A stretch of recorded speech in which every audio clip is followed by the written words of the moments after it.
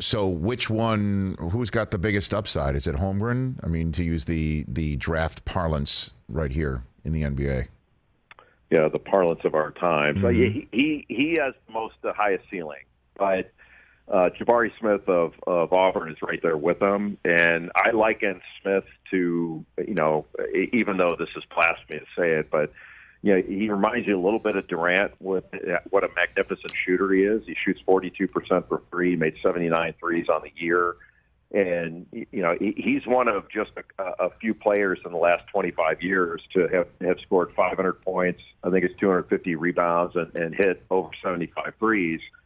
And one of them's Kevin Durant. The other was Dante Green from Syracuse. And so it's been a long time since Dante Green, but the fact there's only been three in the last 25 years shows you and me that he's a super talented player.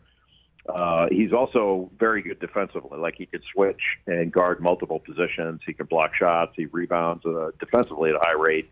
I think he's the real deal, but I can understand, if Holmgren pans out to be an all-star player, which I think he will, then it's a question of not so much was it the right decision, it's was it the best decision?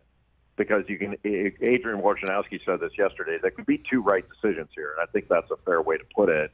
But you know how it is. Like, whichever player is better, you're gonna look back, and if Orlando takes the second best player first, we're gonna look back in 10 years and just hammer their decision here, even though it's a coin flip.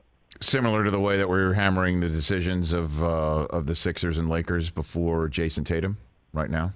Is that what you're talking about? Yeah, very much so. And look, how many drafts have we had in any sport where a player further down the line has turned out to be the better player? And football gets 4 and 5 years to look at those guys in college. Basketball gets a year for the best ones. And so it's a little more of a difficult task to determine, to separate out productivity from potential and trying to project where somebody's going to be in 5 years, 10 years versus, what they look like now. And look, I mean, it's difficult. It's not impossible, but I have a lot of respect for those decisions and how difficult they can be.